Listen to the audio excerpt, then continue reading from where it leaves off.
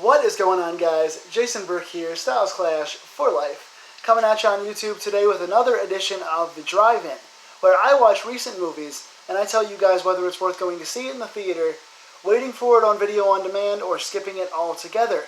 I hope you guys are wearing shorts and sitting in front of your ACs on today's edition of The Drive-In, because this one in particular is the most controversial one you will see from me this year.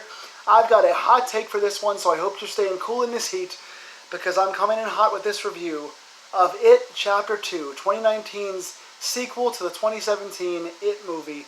It Chapter 2, which came out last Friday. I saw it last night, and let me tell you, I've got some pretty strong opinions of this movie. Let me just say that 2017's It was not only my favorite film of 2017, but is probably in my top 3 favorite horror films of the 2010 decade. Of the last 10 years, it is one of the strongest things I've seen, the remake. I also love the original miniseries as well, all this being based on Stephen King's books. This was my most anticipated release of the entire 2019 year, and it gave me some pretty strong feelings. I will let you know in a second what those feelings are. Let's get down to some business first. This film was once again directed by Andy Muschietti, written by Gary Dauberman, and starring Jessica Chastain, James McAvoy, Bill Hader, and Bill Skarsgård as our beloved Pennywise. So I'm going to start with the positives of this film, ladies and gentlemen. First of all, casting. The casting was tremendous. Bill Skarsgård returned with his creepy comedy kind of nice mixture of silly and serious as Pennywise. He's always tremendous. Jessica Chastain playing the strong surviving Beverly, I think, is great. Bill Hader stood out big time in this role as Richie, as the comedian who had the levity and the jokes.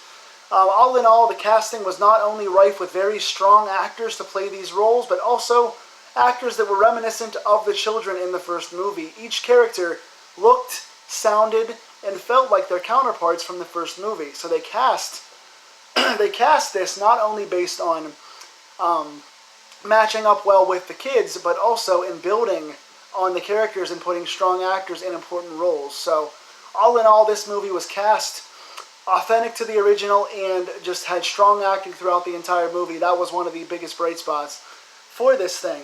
So casting and acting going hand in hand is my 2 biggest bright spots. Cinematography also, they had a lot of creative shots. They had some extended shots where they looped around corners, came up into the sky for some puzzle pieces. They did a lot of using walls and stuff like that to create some scares.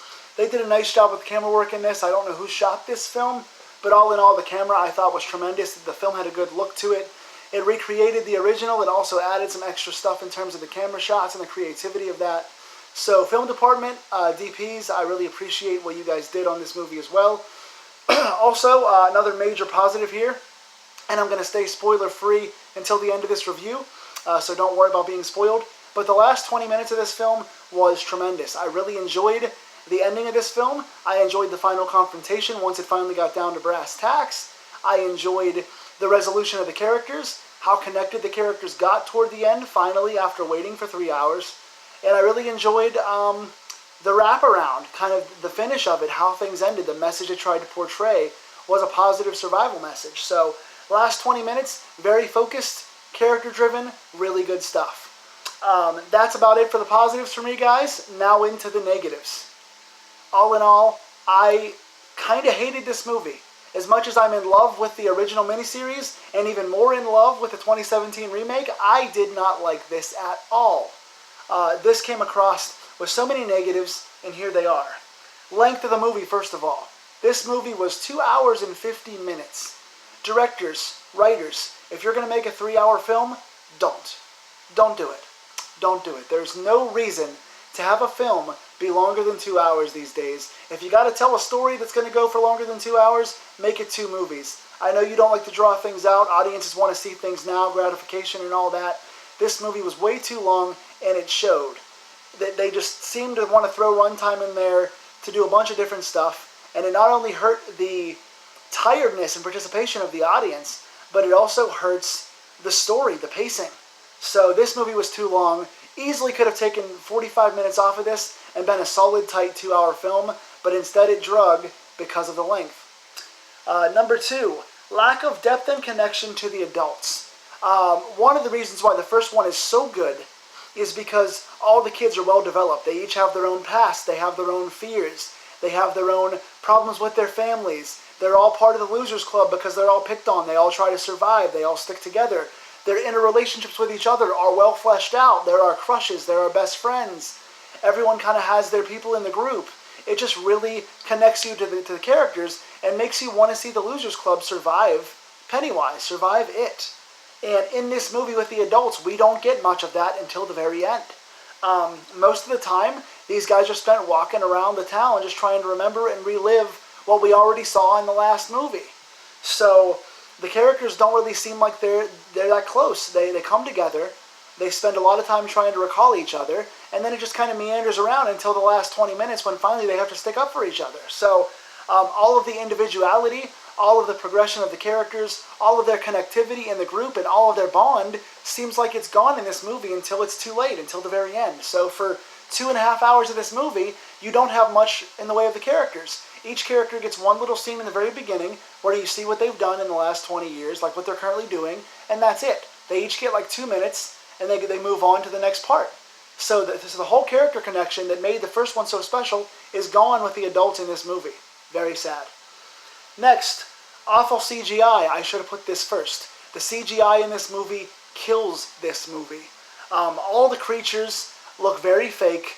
There are little things in like a table scene that pop out. There are Gollum-looking alien things that come around. There's all kind of different creatures. But number one, they all look the same. And number two, they all look very, very fake. There are moments that are supposed to be tense in this movie. They draw you out and make you wait for the jump scare. And they're all ruined because random-looking creatures that look fake and are doing silly stuff and are dancing around, popping out and scurrying across the screen, it's more of a comedy. And I get this is meant to be a horror comedy, but the comedy tone in this takes way over, and it gets rid of all the tension the first one built. And it kind of kills Tim Curry's character. Every single creature and every single fear, just like I said about the first movie, how they were all individual and each character had their own fears. In this movie, every fear looks the same. It's all some CGI alien popping out of something. And so it takes the individuality away. The creatures aren't well made. They look very stupid. And it takes you out of the moment and makes you laugh at this movie. And also, with the scares, number one, this movie is way too reliant on jump scares. Everything's a jump scare. I know there's got to be some because we got a 3-hour runtime, but there's way too many jump scares. That's all they do for fear. There's no real tension. It's all just pop out of stuff. And every jump scare also is the same. Just like all the creatures are the same, every time they do this jump scare, a creature pops out, he stops and stares at the person for a minute, all the music stops, we wait for a second, they build tension for a second, and the creature scurries at the person. Every jump scare, every creature, it's all carbon copy.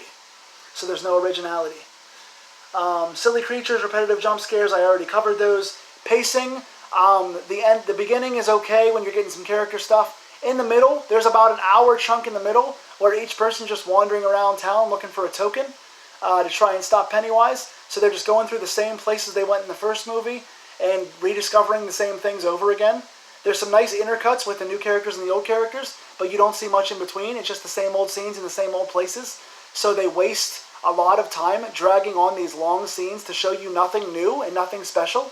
So they're repeating old scenes and dragging on the runtime for no reason. So that really killed me as well. And tone unsure. There are many moments in this movie where, as much as I love Bill Skarsgård and I love Bill Hader, sometimes the comedy goes too far. Again, like I said, there's a scene where Beverly's back in her old house. You guys saw that in the trailer.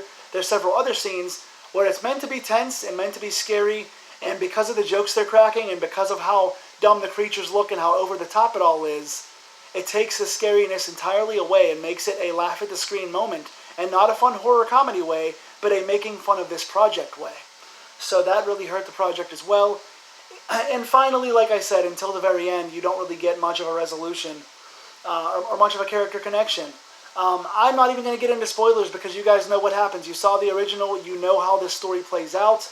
I like the ending message. I like those that survived. I like the Losers Club being bonded again, but it took way too long to get there.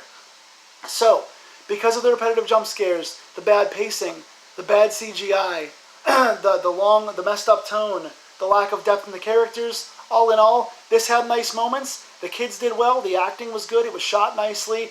but this was nowhere near the first movie, and it was the biggest disappointment I've had, not only in 2019, but in some time, because this falls way short of my top 10. In the year of 2019, when there are so many great horror films out there right now, and films like Scary Stories and Ready or Not just blew me away, this movie fell so short and became so cheesy and so long and so much of a lack of depth and repetitiveness. We did not need this movie in the way that it was done.